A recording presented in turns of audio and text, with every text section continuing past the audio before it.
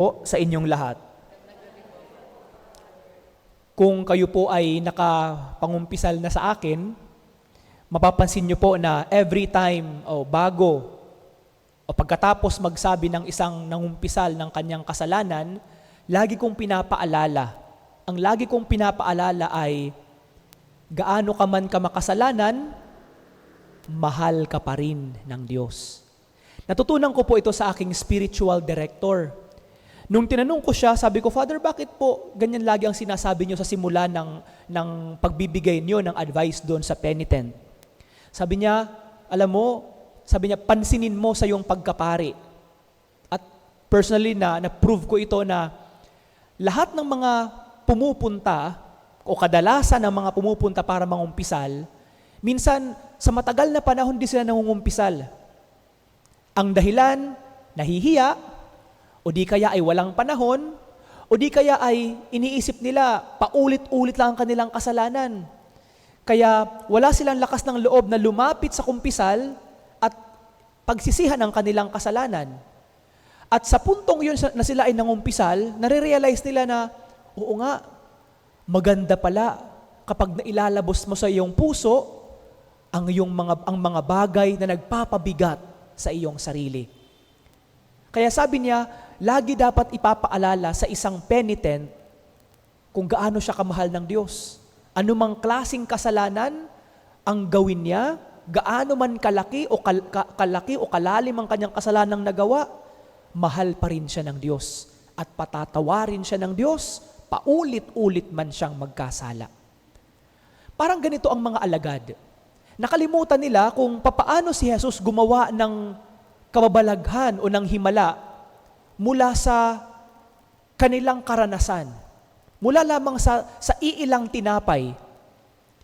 Nakapagpakain siya ng ilang libong katao mula sa 5 o 7 tinapay at nagkaroon pa ng sobra ang mga ito. At sa puntong ito ng Ebanghelyo, iisa lang ang tinapay nila. At para sa mga alagad, nawala sa isip nila o di kaya ay nakalimutan completely nila kung papaano o kung ano ang ginagawa ni Jesus para sa kakulangan na kanyang nakikita sa isang sitwasyon, tulad ng pagkain, kakulangan ng pagkain. Nakalimutan nila ang mga himala na ginawa ni Jesus. Madalas din po, ganito rin tayo. Nakakalimutan natin ang kabutihan ng Diyos. Nakakalimutan natin ang pagmamahal ng Diyos. Nakakalimutan natin ang pagpapatawad ng Diyos. Nakakalimutan natin. Dahil nga, paulit-ulit, o di kaya ay nagkapatong-patong na ang ating kasalanan, o di kaya siguro ay, ang iba niyan, nakalimutan na natin, na para sa atin, nakakahiya na lumapit sa Diyos. Nakakahiya sa Diyos ang mga nagawa kong pagkakamali sa aking buhay. Nakakalimutan natin na para sa Diyos, hindi yan tinitingnan ng kasalanan. Hindi yan tinitingnan ang pagkakamali. Tinitingnan ng Diyos ang puso na nagsisisi sa kanyang kasalanan. Kahit makalimot ulit ang pusong iyon sa pagmamahal ng Diyos. Yun po ang unang punto.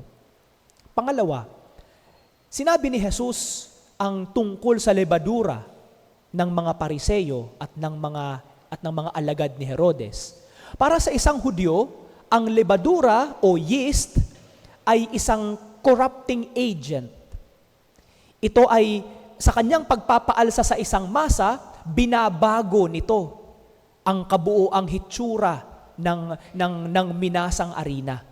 Kaya para sa mga Hudyo, kung maating mapapansin sa mga pagbasa, sa unang tipan, ang mga Hudyo, nung sila ay umalis mula sa Ehipto, pabalik sa lupang pangako, ang kinain nila ay yung tinapay na walang lebadura.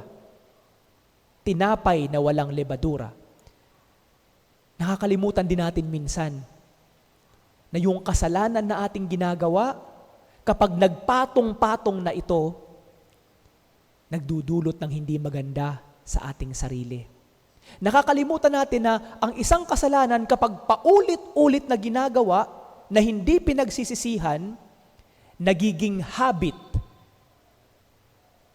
Nakakasanayan natin, nasasanayan ang ating sarili na hindi na natin nakikilala o nalalaman na mali pala ito. Bakit? Dahil sanay na tayo.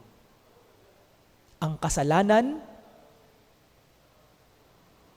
hindi lamang nito binabago ang ating buhay, sinisira pa nito ang ating relasyon sa Diyos. Kaya mga kapatid, sa loob ng banal na misang ito, hilingin natin sa Diyos ang lakas ng loob lagi sa araw-araw. Hindi ka man mangumpisal araw-araw, pero hilingin natin lagi ang lakas ng loob na maalala at maisip ang ating mga pagkakamali, na huwag natin itong makalimutan.